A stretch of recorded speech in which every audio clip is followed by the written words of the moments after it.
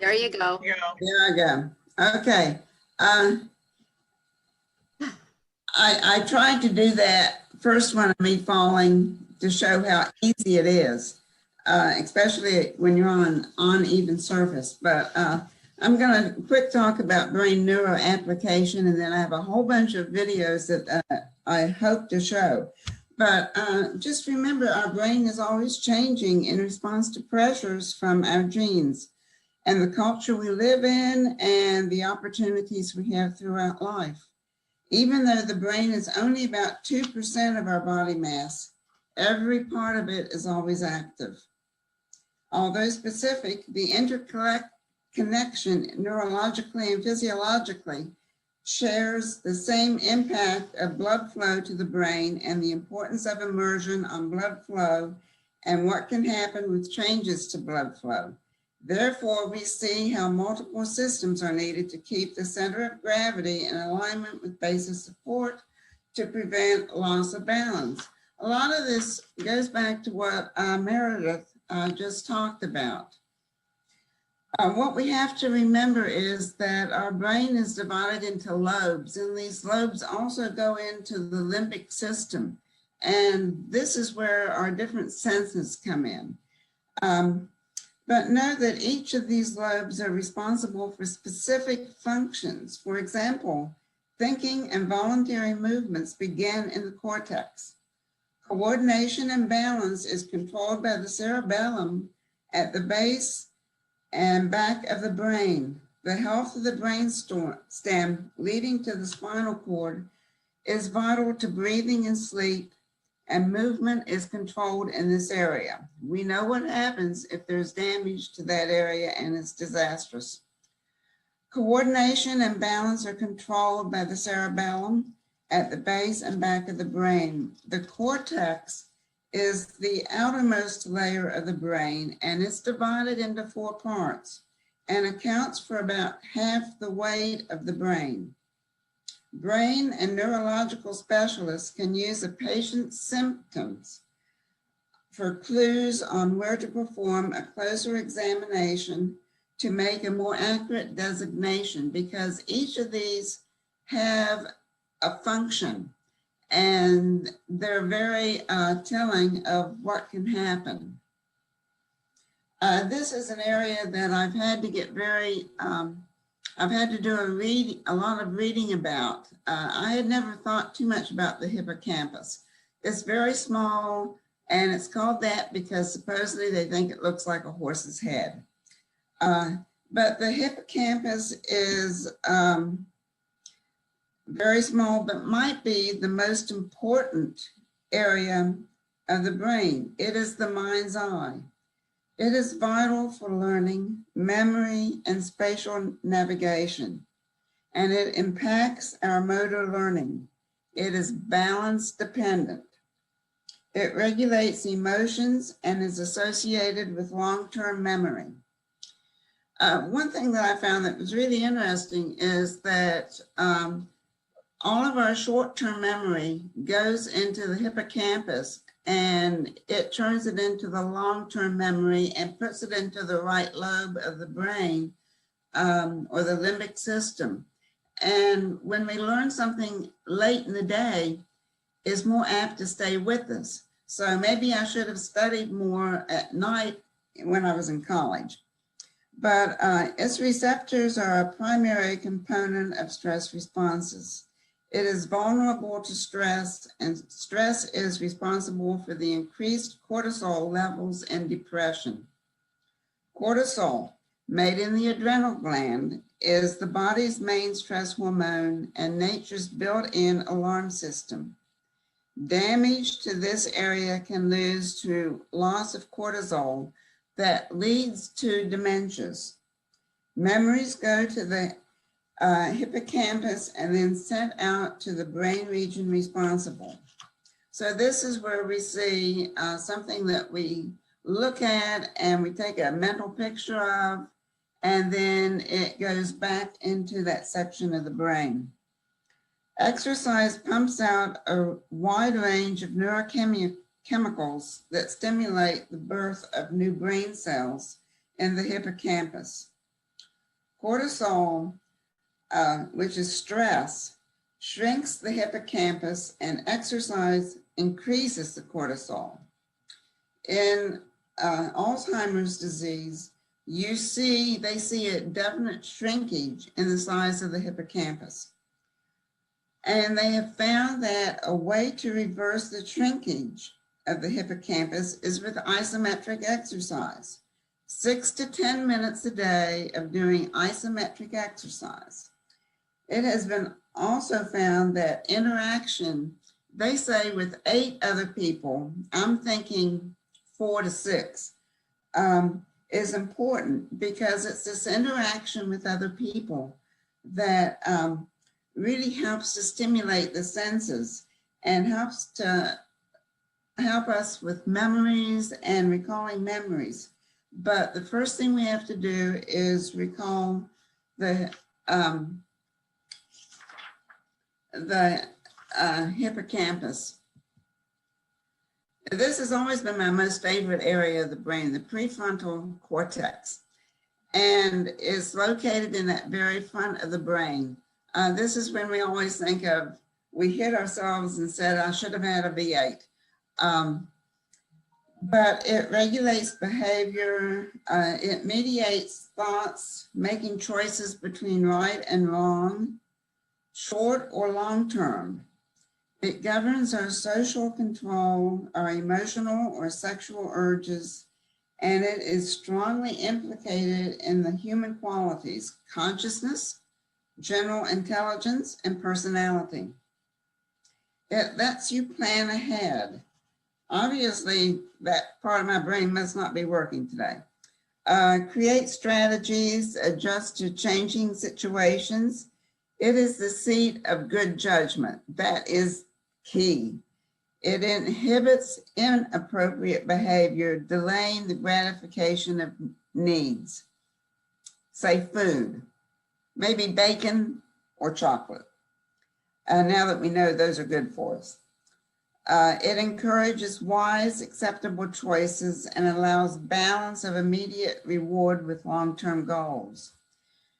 During evolution, our brain has expanded. The rest of the brain has expanded 3-fold, but the prefrontal cortex has expanded 6-fold. So that is why it is so important.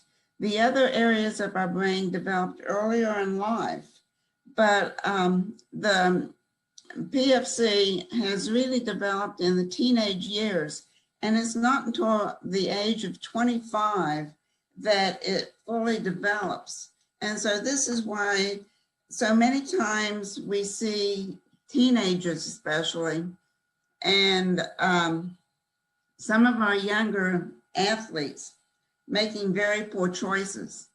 And it's because that part of the brain really hasn't fully developed yet. And so maybe after you reach the age of 25, more of our young people will wear seatbelts. So know that it is also most susceptible to injuries. And with injuries come the personality changes. And so it impacts our social judgments. So as we look at that, we have to think about concussions. And as we go through, I'm going to bring up CTE again, chronic traumatic encephalopathy, that can develop in so many of our premier athletes, and can really only be determined upon dissecting the brain after death. Okay, can you say this? I'm not sure I can. Anosognosia. This was a new word I found. And this is the person is unaware of a condition and unable to accept it. What it is it's found in the frontal lobe and is involved constantly in reshaping our self-image. It is a self-awareness disorder which prevents brain-damaged patients from recognizing the presence or appreciate the severity, perceptual, motor, behavioral, or cognitive functioning of us. And I found that that was a new term for me, and I really thought it would be neat to throw it out to you to see how many of you know it. Now, as we go forward, we're looking at dementia and Alzheimer's. And so many times we think a person with dementia eventually gets Alzheimer's. They don't. We have types of dementia, and as they progress or decline, they stay in a state of dementia. But a person with Alzheimer's will always have dementia first. So they're really two different separate ideas. And so just because you have dementia doesn't mean that you're going to develop Alzheimer's. But if you have Alzheimer's, you know that you will have had signs of dementia before that. So what are some of our dementia symptoms? First of all, it's not just typical forgetfulness caused by aging. That's the best thing. And so what we want to realize, it's a group of symptoms that negatively impact memory. It is not a disease. It's just like PTSD. Originally, PTSD was called post-traumatic stress disease.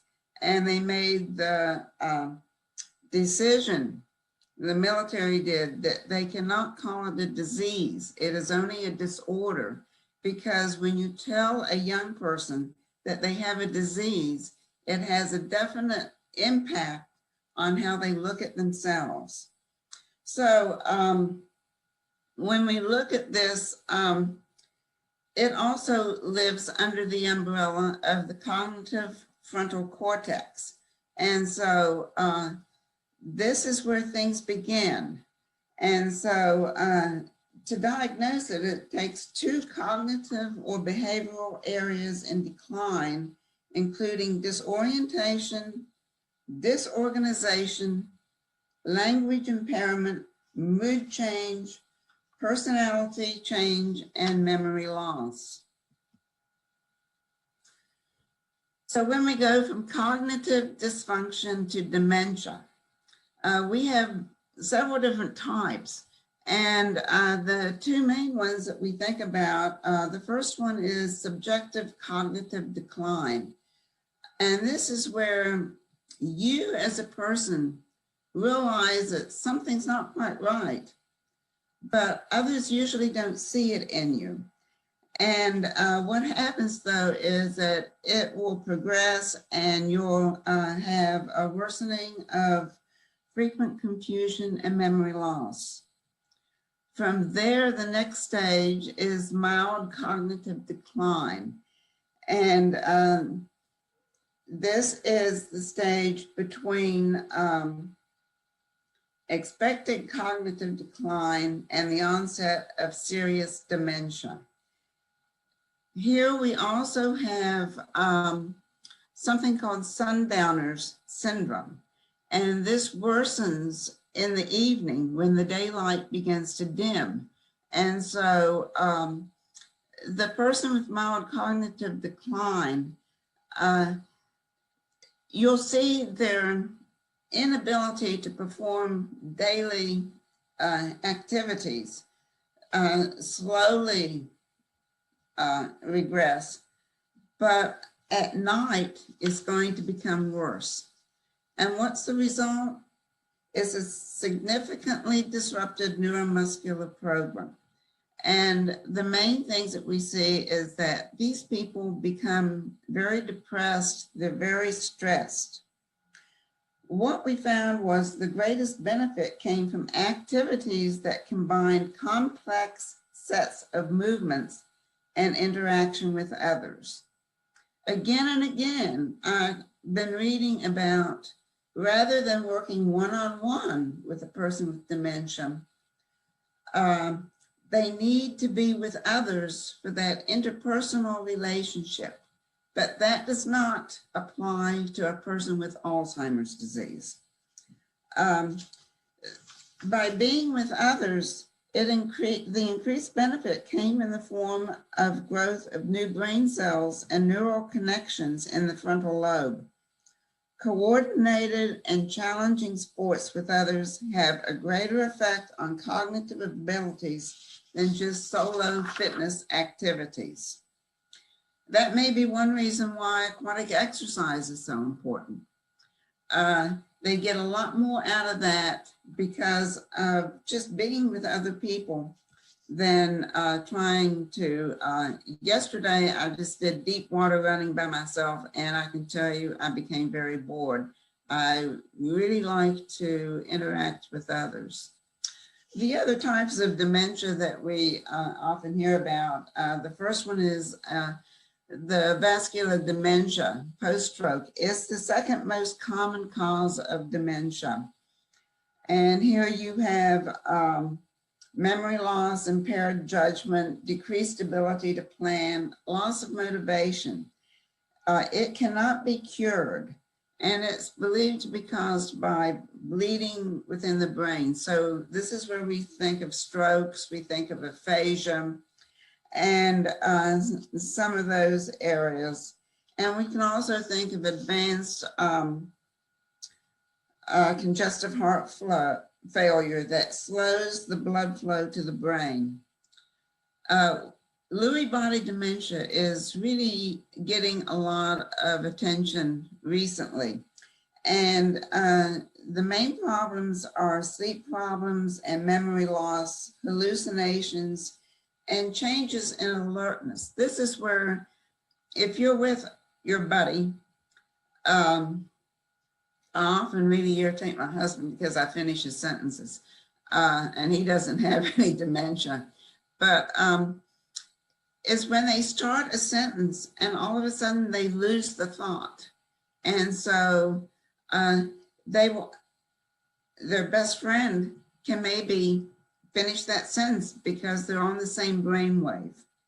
Then we have frontotemporal dementia, and it's marked by behavioral and emotional changes rather than cognitive impairment. The important thing here is their memory is preserved. So we see this with a lot of concussions and the building of concussions that lead to the CTE that I mentioned previously. And then Parkinson's dementia, which is the neurological disorder involving the progressive degeneration of the dopaminergic system that gives rise to movement-related dysfunctions and others such as cognitive and psychological issues. I think most of you know the symptoms of these, but in the last 2 weeks, I've had 2 friends tell me that they were just recently diagnosed with Parkinson's. And with that, the one, well, first of all, is twice as likely to occur in a man than in a woman, and a woman usually doesn't get it until the age of 60. But the man, I think his diagnosis was delayed, because as I look back over the past year and a half, I've seen signs of this happening. And he's at the point where it's progressing fairly rapidly. So it's been very interesting with that, but he does have the tremors. He has changes in speech and gait. And one of the first things I noticed about a year and a half ago was I didn't talk to him as often on the phone because he was hard to understand. He was slurring his words. And that should have been a sign that something was going on. So what we've seen is that research in neuroscience studies have shown that music can stimulate production of dopamine and serotonin. And when they have bradykiniesias, this music can help in organizing series of movements. And so using the pace of the music can help change the rate that they walk or change the way they walk. Another one that's very popular right now is rock steady boxing. And hopefully we'll get to these videos.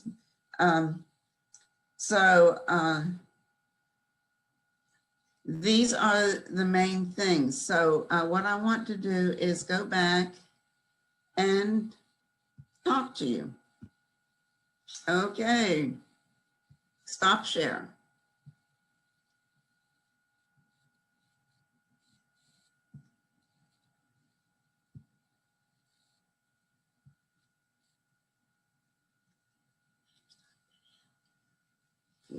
View.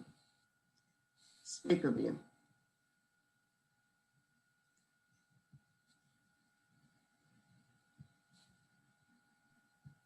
We got you, Mary. You can just keep talking.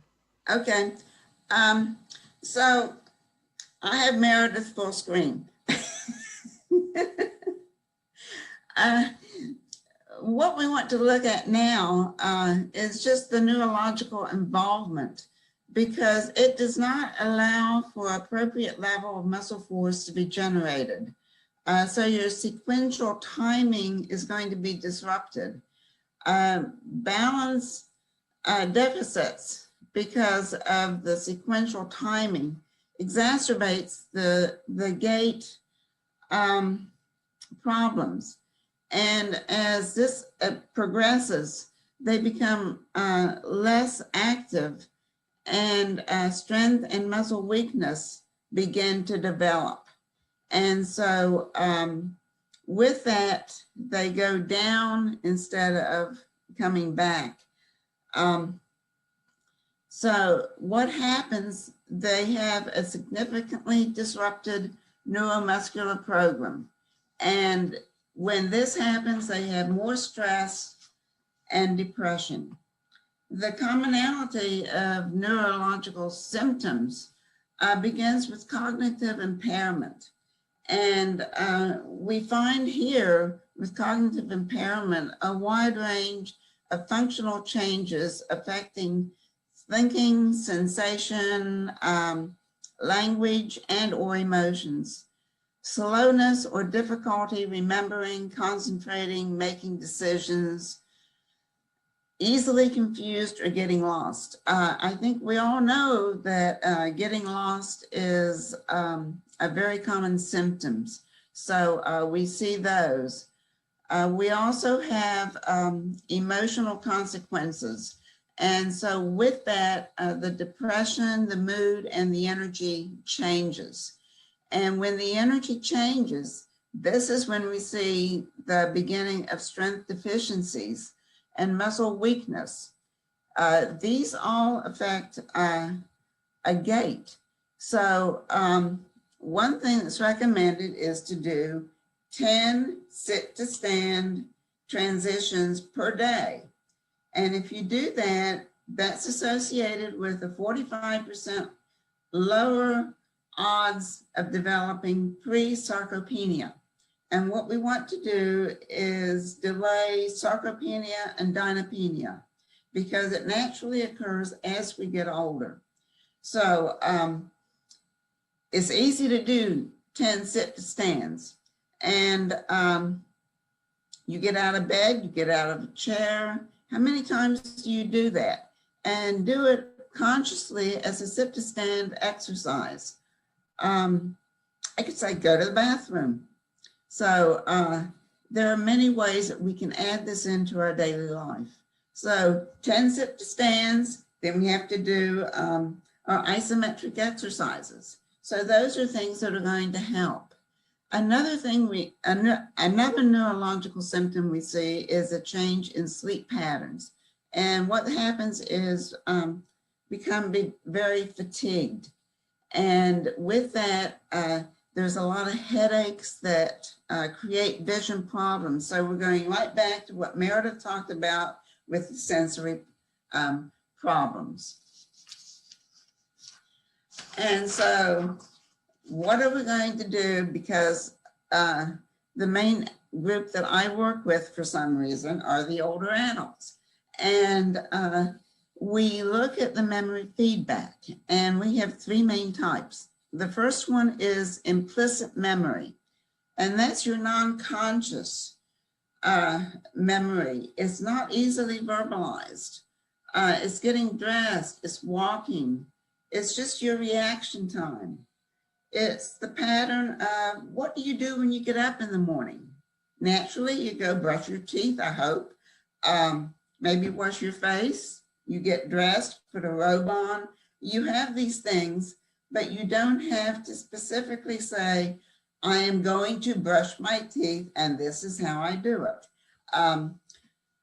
So that's your implicit memory. Then we go to the explicit memory that's conscious and you can verbalize. And so you can say, I'm going to have a bowl of cereal for breakfast. I'm going to take the type of cereal I want, put it in a bowl, and you can exactly describe how it's done. And then relating this to exercise, we can see that when you're seeing a patient over a period of time and you give them different exercises, that they can recall and explain what the exercise was that they did the last session or 2 sessions ago. And so it's being able to recall and explain what is said. Then we have the working memory. And so that's the number of things that they can pay attention to at one time. As dementia really increases, they can pay attention to fewer things at a time. And so cueing is very important. And so you try and figure out how many things can they pay attention to, and then you try and link them together.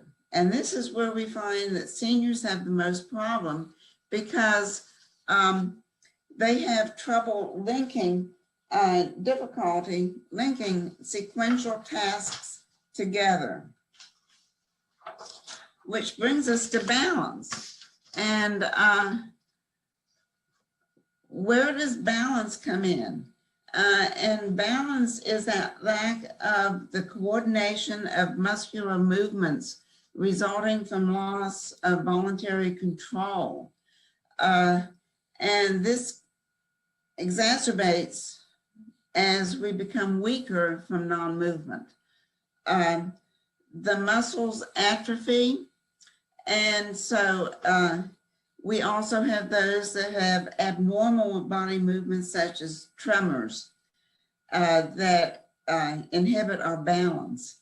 And so we've got to also look at the posture, the alignment of the body. As you become older, there is a tendency for a more kyphotic posture. And now that we're spending more and more time on our computers, our phones, it's increasing.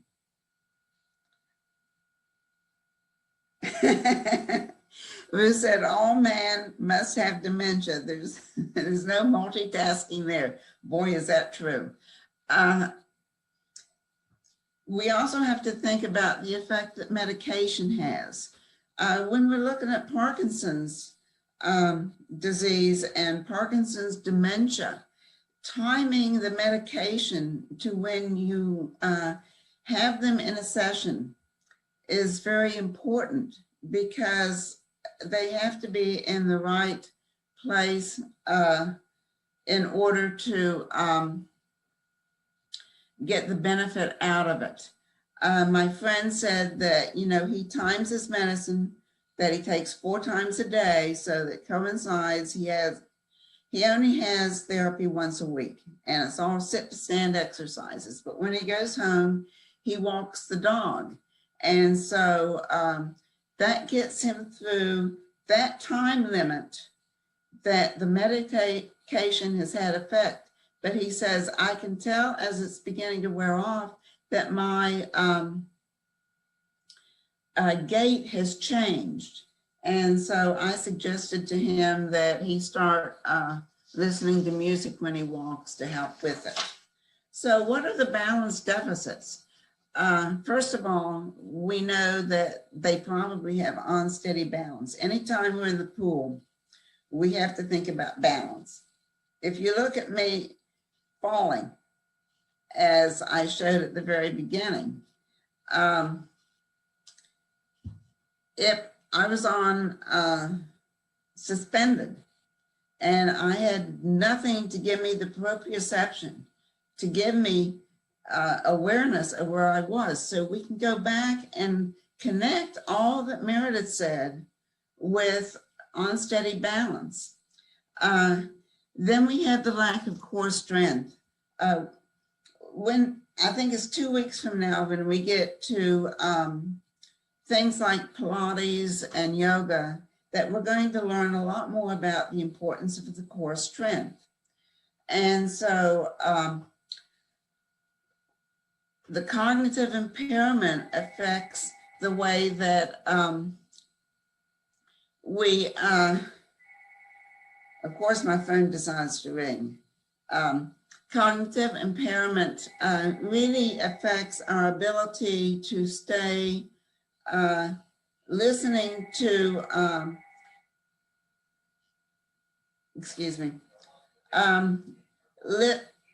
cognitive impairment affects our ability to pay attention to what we're doing.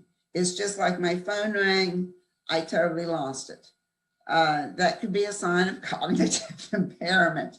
Can I multitask? Can I listen to the telephone and talk to you at the same time? Well, this morning, obviously no. Then the muscle weakness leads to strength deficiencies. And with that, the depression goes along with the emotional consequences that stress gives us. And when we have this depression, we often become fatigued. And with fatigued, we become less and less active. And so another thing that we have, and Meredith talked about this, was vertigo and dizziness, because we are not processing things in the right order. So this brings us to the most important part of functional balance, and that's training the body for your activities of daily living. We want these people, as they begin to go into, let me say, the sunset of their lives, with the experience of dementia, to be able to have a more normal life. And so it's the key measure of human neuromechanical function to maintain that line of gravity. So we have to be able to stay up straight. We have to have the strength to move. And it includes the integration of static balance and dynamic balance. And we have to train that from the core. So, excuse me, Mary. yeah. I'm sorry, but you've got about 4 minutes till we. Oh my, I didn't get to any of my videos. Well, maybe we can post some on the. Okay, I can post them. I'm ready to go to them, really. So what I'll do is, what we have to look is functional movement, and we have to remember the squat actions. Those are the sit to stands. We have to look at lunge actions. We have to look at push and pull, twist actions, and gait, and incorporate all of those in what we are doing. And so for our activity options, cognition, remember, short explanations, because their ability to remember is definitely compromised. And so we do that, and then we ask them to repeat what we've said to them. They have to be able to follow verbal instructions and then repeat the verbal instructions to us, which means that we have to be very good in giving specific directions. So I may have 1 minute